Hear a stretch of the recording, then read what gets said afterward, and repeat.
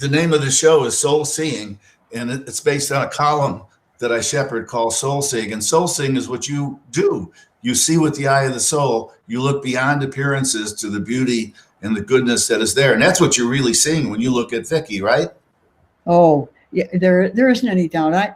I know it. There's something about the Alzheimer patients.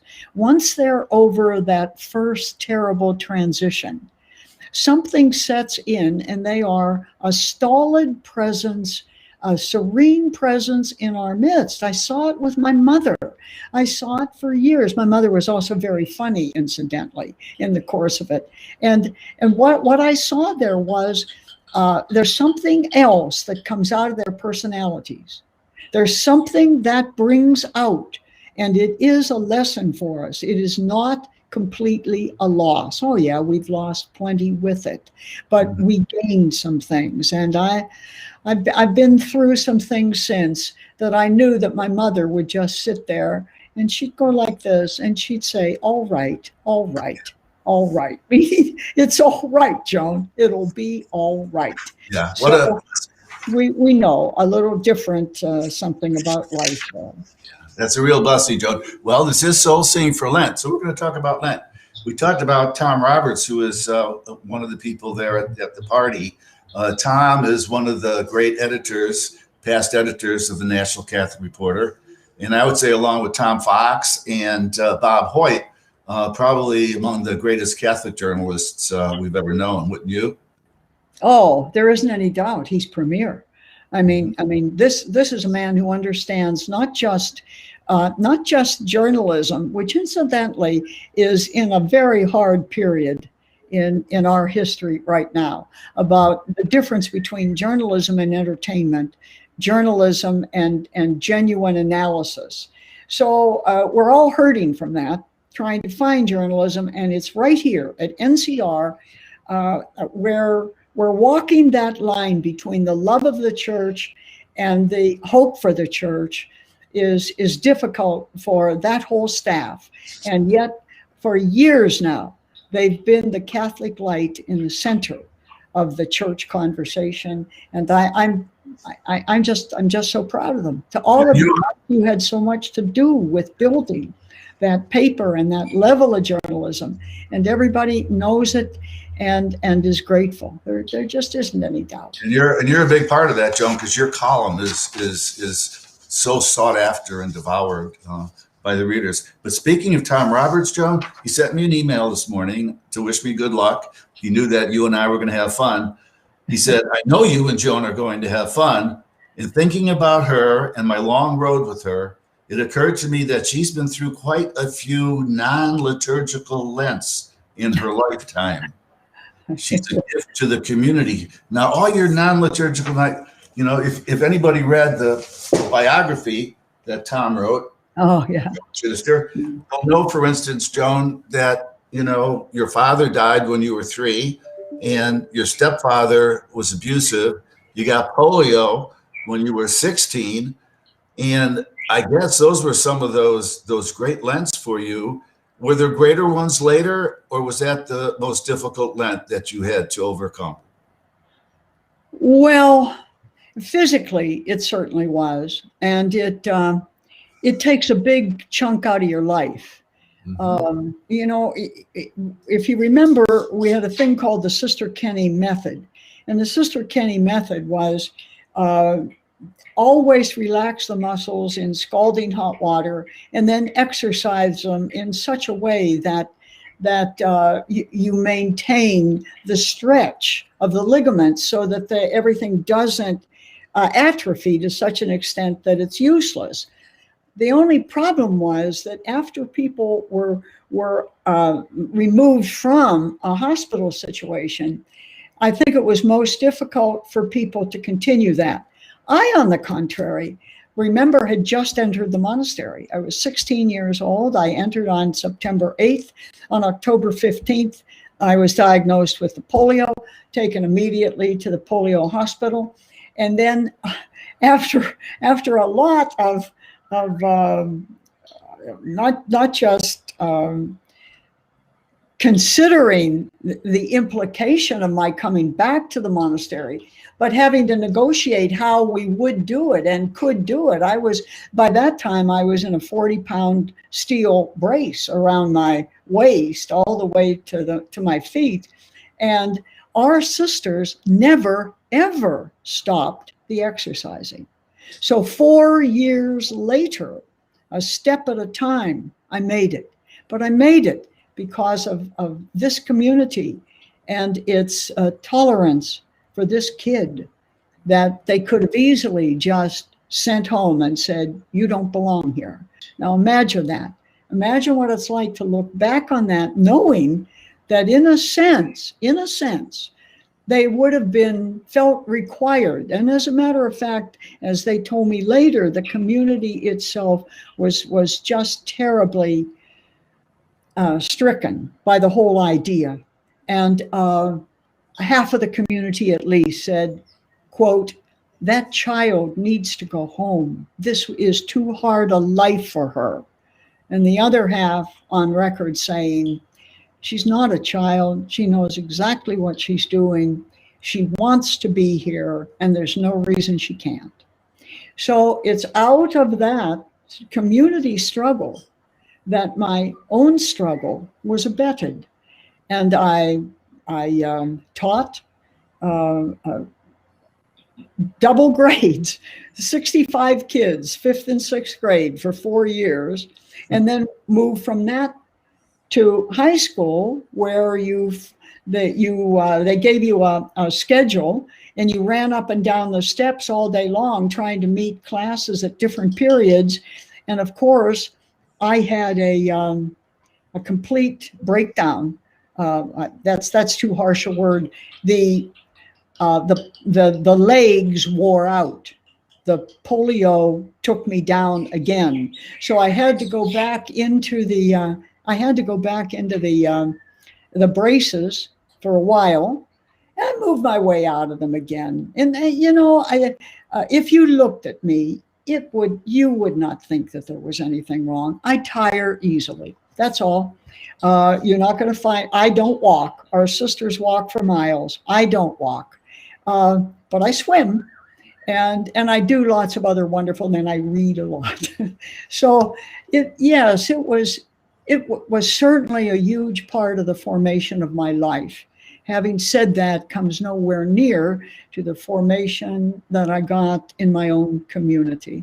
Small community, wonderful community, strong community, and a very loving community. So if anything, the polio tested all of that, and this community came out with flying colors. They're nothing like the Benedictines, for devotion to others.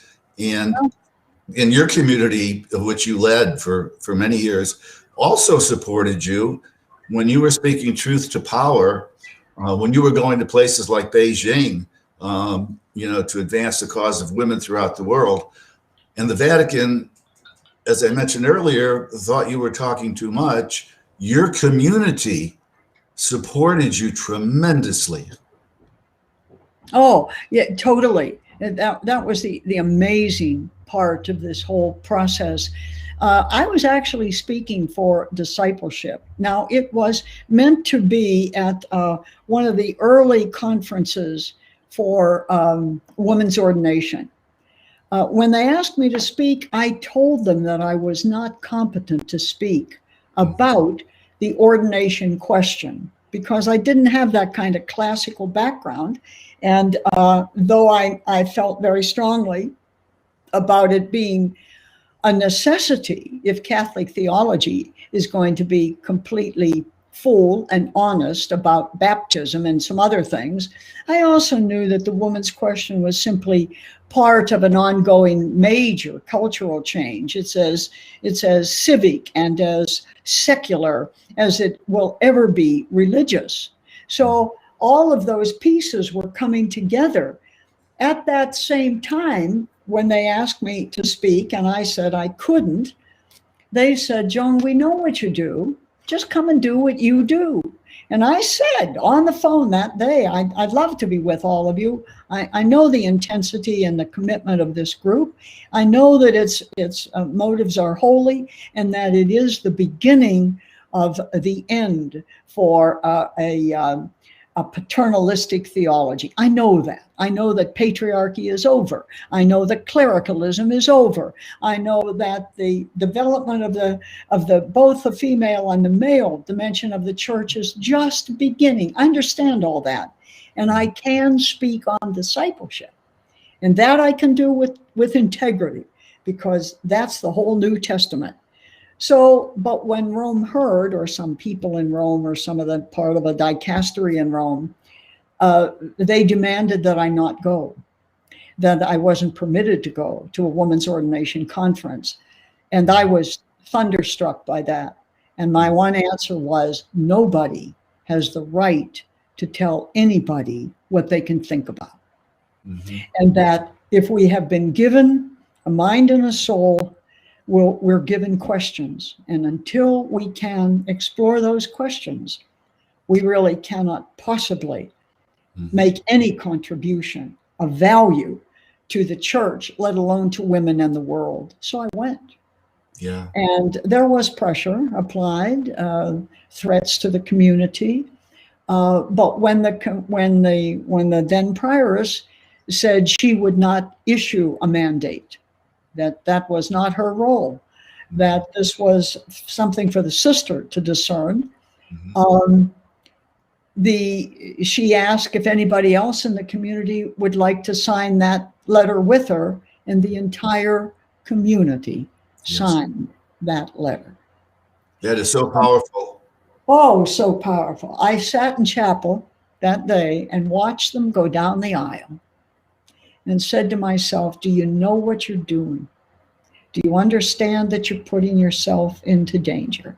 And I knew they did. They had been terribly prepared. Canonists had been in and out. Theologians had been in and out. We had all studied together well and honestly with great integrity. I begged the prioress to give the mandate. I said, don't worry about me. I'll be all right. I'll be all right. Mm-hmm. Just, I don't want you or the community to suffer. Mm-hmm. And she and the community said, in essence, not on your life. You are not going through this alone. We're going with you. We're a community. And you're not doing anything wrong. Yeah. You're not doing anything wrong. You're right about having the right and the responsibility to think your way back through your baptismal promises and what they mean to your own participation in the development of the church and its theology. Yeah. I learned a lot. What a great, yeah, that's a great advertisement for living in a religious community. You know, the support and the love and the values of Jesus that are manifested to each other. You've lived your whole life in community. That's right. And you want us to recognize the whole widest community, that all of us are really one with each other and are meant to support each other, right? But see, that's why we are where we are as a church. Because Catholics do not see themselves as churchgoers. They see themselves as Catholics, as the owners of the church, as the blood membership of that church. So it isn't just a matter of stopping by for Mass. It has something to do with owning the face of the church. It's like the Pasch. It's like Easter. It's a church that says, no, the resurrection is not completely finished. Yes, Jesus is with us, but not in the fullness yet. Therefore, we, as a Catholic community, must, if we're really going to celebrate Easter and live Lent, we must see ourselves as the presence of Jesus here and now until, in the already but not yet. Mm-hmm. It's in your blood. It flows through your system. Yeah. It gives you the energy, and it gives you the strength, and it gives you an awful lot of courage. Yeah. I wrote a poem once, and the last line was, every bloodstream can be traced back to a pool of blood at the foot of the cross. Oh, And there, that's what you're saying, that we have this DNA that goes back to right. Jesus. Yeah, Yeah. it's Now, true. Joe, in your soul seeing article, well, see, folks, the soul seeing for Lent live stream is accompanied by a soul seeing column in the National Catholic Reporter. And Joan, you've written a beautiful one. And one of the things you say in the column is, and please talk about this, you write, this is going to be a COVID-19 kind of Lent. And that may be one of the best things that happens to our spiritual lives. How is that Yes, so? right. That's it. Yes, that's when I sat down. I'll be honest with you. That week, I usually just kind of burst with stuff. I have to look at this. I have to talk about that. I have to research this. I have to ask other people how they feel about that. Mm-hmm. This time I sat down to get my column, and I saw the date coming closer and closer, the due date. And I'll tell you the truth, Mike. There was no big idea pumping inside me, and so I said, "What are you going to do?" It's such a quiet time. Mm-hmm. What are you going to talk about, even about Lent? And then I said to myself, "Well, you silly idiot. That is about Lent. That's the whole deal. This is a COVID-19 Lent." Meaning what? Meaning that this really brought us to the atmosphere that the sisters told me in second grade you were supposed to have during Lent. You should take a little extra space and pray and read a little bit. And you should take some time that you do something that is special spiritually. And you should think a lot about how are you doing with your relationship with Jesus, and then finally you should reflect on all of it and say, when this is over, who will I be? When what's left that I have to uncover again, that I've been forgetting, that I've kind of just ritualized, but didn't really sit down and think about. And then all of a sudden I said to myself, Joan, this is right. This is the kind of Lent they always wanted us to have. Read a little more, rest a little more, talk a little more to people, add something to your life, take something away from your life. Just know that you're in charge and you're going down a good road. And I sat back in my chair and I said, Joan, who's going to believe that? Everybody is so sick and tired of this COVID thing, and it has affected their life so much. And then I heard the lady that I quote in the column, I heard her say to somebody else, you know what? I hate to admit this, but I'm gonna miss these long, quiet, slow days when this is over. And I said to myself, and missing the long, quiet, slow days is exactly what our soul needs. Our soul is saying to us, I haven't been fed much by you lately. All I know about is your schedule and your work. You haven't said much to me about your heart or your mind or your sense of family or your concern for even the nature of the country. Maybe you need to sit down and look at the life of Jesus again and ask what parts of it are most important now and what parts of it might be missing in your life. And all of a sudden, I had myself a tiny little Lenten retreat that didn't take any soul knotting at all. It was so natural and normal and took me back through the years of a different kind of Lent. Grade school, high school, even college, where everybody stopped in the chapel on the way home and just sat there for 20 minutes. Why? Because it was Lent. We didn't know why else we were there. It was Lent. It stopped us. COVID has stopped us. It has made us look, for instance, at our limitations, at what we're not able. We think we're so smart and so strong. And yet there's so much in our own personal lives, let alone the life of this country, that we are not able to touch. We can only live through them. We get a sense of patience from COVID. Isn't it funny? You may want the vaccine, honey, but it's not here yet. Now it's coming. Be patient. Be patient. Or you certainly get an idea of nowness, of being in the moment, because that's all you have. You can't plan for tonight. You can't plan for the trip to grandma's. You can't plan for the new job. You can't do anything but deal with now. And all of a sudden, there's a whole new way of seeing life. Everybody isn't coming in, and you are not going out. We're going to sit, you and I, tonight. You and I, Mike, we haven't had the chance to talk for months. And we're going to do that. So I found myself in a very, very happy spot, saying, I'm glad I had to write that column for NCR. I don't know that I would have thought about it otherwise. That's great.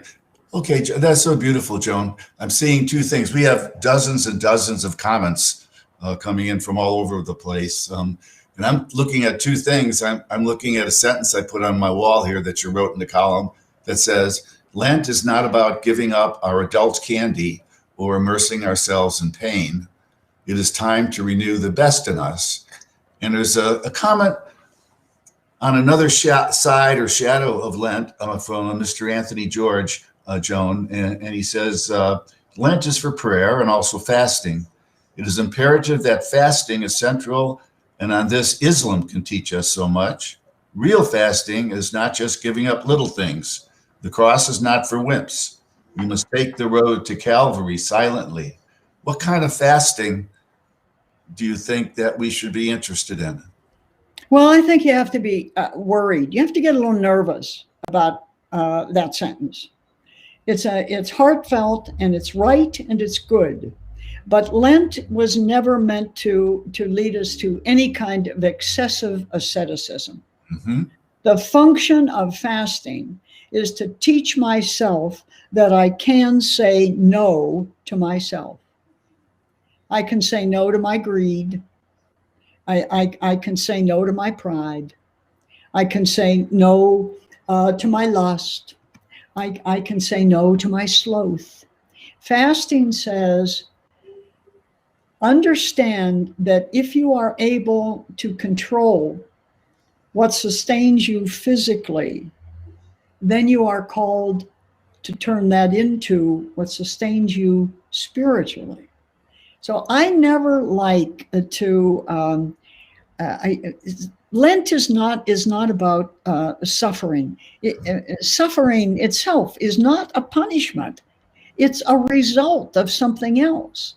So it is learning to suffer without falling apart. That is the spiritual. It's the spiritual link that brings us to the best of ourselves.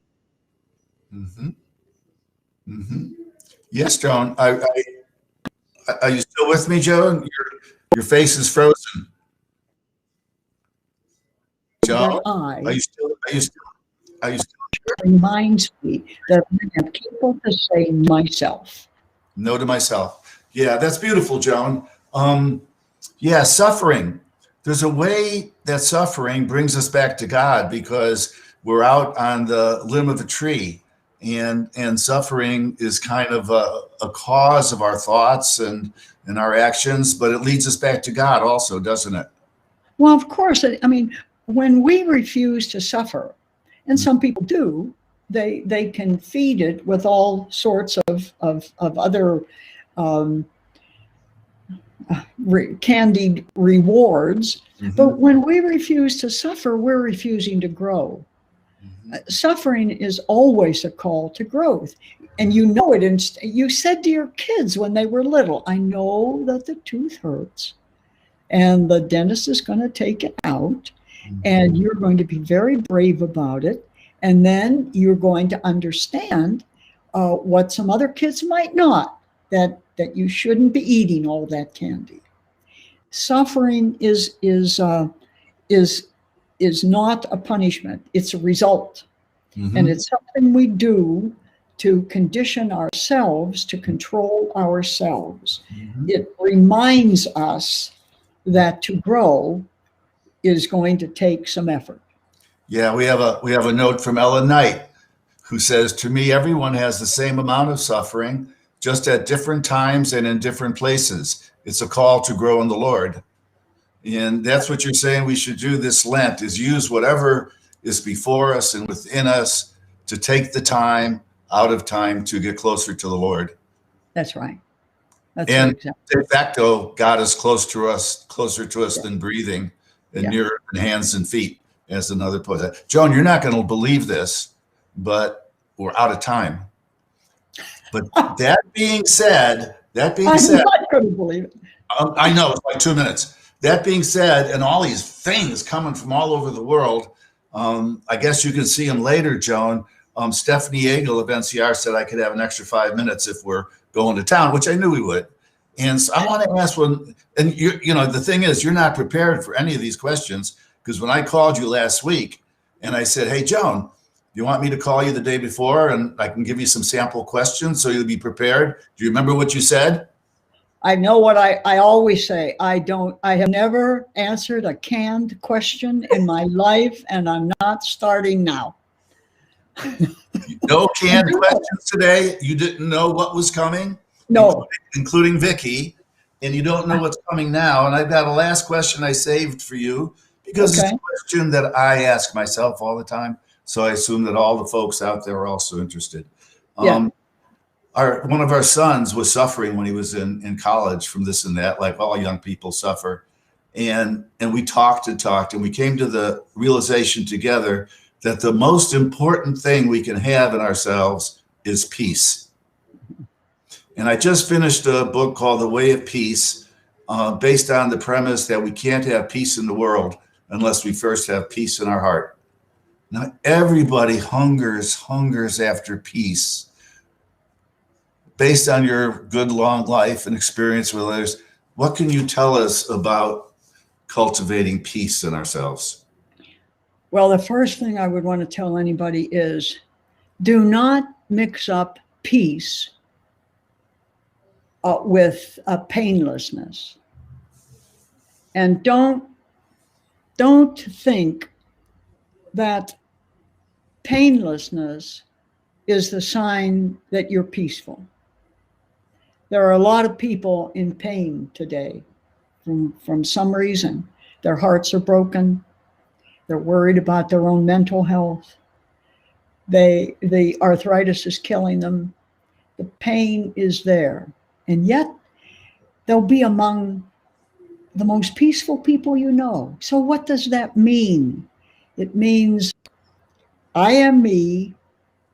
This is what's happening to me. I can handle this. I have so much to be thankful for, so much that's good for me. That nurse that will be in at 2:00 this afternoon to do that massage on my knees, she's a gift. I have so many gifts that I burst in gratitude for them. I'm more than capable of growing through them to the peace that no one can take away. That's the peace that Jesus is offering you. My peace I give to you. And you will know when you get to that peace that what you are being asked to deal with, you will not only be able to deal with, you will grow from it, and those around you will grow from watching you. So peace and pain are not synonyms.